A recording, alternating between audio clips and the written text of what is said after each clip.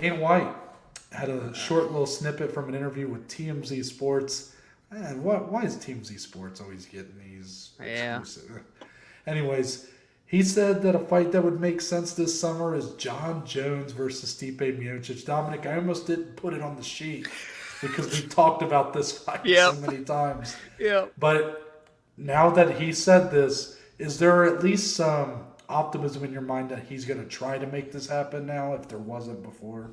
Yeah, I would say so. Again, we've talked about this potential fight so many different episodes, but it's starting to feel more and more realistic because Francis is now out with surgery. Both guys are free to line up. That'd be humongous for International Fight Week on either. I'm assuming the main one in the early July, but the later July one, I'm sure it'll be the big one. And I just think we've been waiting and waiting and waiting. It'll be 2.5 years, Noah, if this fight happens in July, since we've seen Jon Jones compete in the octagon. For Stipe, it'd be a year and a half. Two of the greatest fighters to ever do it, coming off long layoffs. Jon Jones making his long-awaited debut at heavyweight. The storylines are endless. Gold on the line. Well, number one contender gold on the line. A matchup with Francis in I the mean, future. legacy on the line. This is Legacy, just, humongous. you know, Yes, legacy. Stipe won the trilogy with Daniel Cormier, and we said, like, okay, that legacy bout, you won it. But now you get an even bigger legacy about a guy who is Hey, perhaps the best of all time, who is going up to your weight class that you have put your stamp on as being the best ever there. yeah, yeah. The stories write themselves. And I will say that since Dana is at least saying it, tells me that it's probably going to happen. Well, I shouldn't say it tells me it's going to happen. It tells me that he's really going to try to They're make it trying. happen. Right, right. And I'm going to be excited for it. I know we said our piece about Jon Jones, and I can't help but have it in the back of my head when I Of talk about it, course. just because it's not really getting resolved. We're just kind of sweeping it under the rug and Yep. hoping that it doesn't show its ugly face anymore. But it's still a huge fight. That's the matter of fact here. I mean, we can pretend like it's not. We can pretend like we hate it because this or that. But at the end of the day, we're fight fans, and this is one of the biggest fights that the UFC can and will do. And I just want to discuss a quick narrative too that just came across my mind. We discussed legacy and how huge this is. You look at Stipe, the clear cut for now greatest heavyweight we've ever seen. If he gets a win over Jon Jones, we're talking all time great status. Maybe not number one, but he's certainly would catapult himself in there with a win. Yeah, But for Jon, a guy that's looked at by many as already the number one pound for pound fighter ever. If he comes in and beats Stipe, the heavyweight goat, puts himself right in line for a title shot with Francis. Like, it almost feels like there's not so much on the line for Stipe because we've had this discussion where his legacy's kind of cemented and anything else that happens is just kind of like icing on gravy. the cake. Yeah. Jon Jones, I can't say that yet. I feel like there's still more to see from Jon. Again, if he wants to move up and get this second belt, solidify, I am the best ever. There's no one close. What do you kind of think about that and just the comparison between the importance for each guy if they were to fight? I think that's kind of crazy to put it like that because, and I'm not saying you're wrong, but like when you're saying that Jon Jones has more to gain from this, perhaps legacy Right. wise, when he's the one that's further up, Yeah. Yeah. he's the one that's no doubt top three. But Yeah. I think I had him at number one. You might have had him at number three. Yeah. Um, Stipe is the one that's like in the back half of the top 10 for both of us. So Right. it would feel like Stipe should have more to gain from this.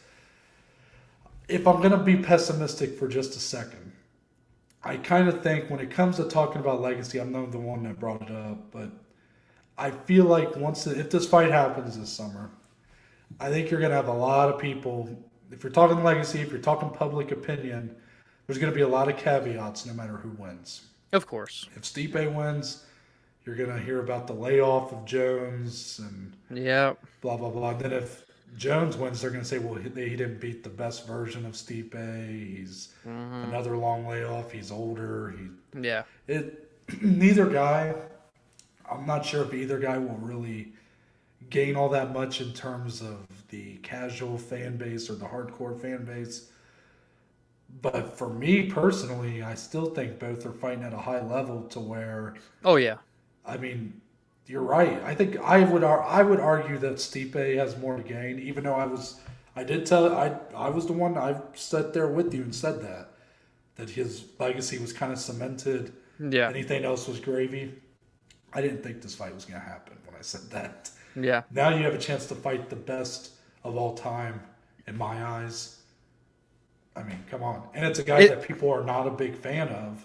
So yeah. think of like a win there could do. Actually, I would argue that if Jones wins, you're going to get a lot of those caveats. A lot of people saying that he beat a washed up Stipe or whatever. If Stipe wins, people are going to shower that dude. He's going to be treated like a hero.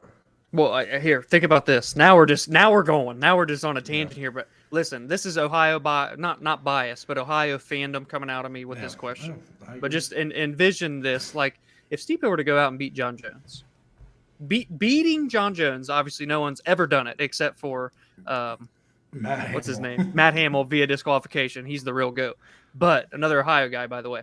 If Stipe can for real come out and beat Jon Jones, and then say he goes and gets that trilogy win against Francis. With those 2 wins, does he all of a sudden just skyrocket to, like, is he top 3 all of a sudden with just if he gets those 2 wins to finish his career? That is humongous to become a 3-time heavyweight champion, beat Francis twice, beat Jon Jones. He's already got the heavyweight title defense record. I'm kind of going nuts here with it, I know. Well, I'm glad you are, because I think the reason that I'm not is because I have a hard time seeing him beating either of course. these 2 guys. But if he does it, I mean, Wow. top 5 at the worst. I mean, Yeah, come yeah, on. yeah. Like yeah. I mean, it's all up to everybody's opinion, I guess. But Yeah. you'd be hard to keep him out. Yeah. Look And at of the course, accomplishments at that point.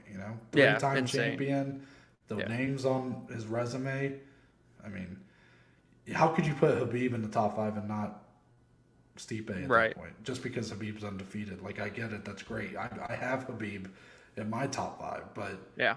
I'm just saying, like, how could you compare the resumes there? I don't think you can. Right, right. And of course, obviously, if John comes in to beat Stipe, beats Francis, I think that pretty much solidifies #1 all time as well. So obviously, that's the other side of the coin too. Yeah. Fine.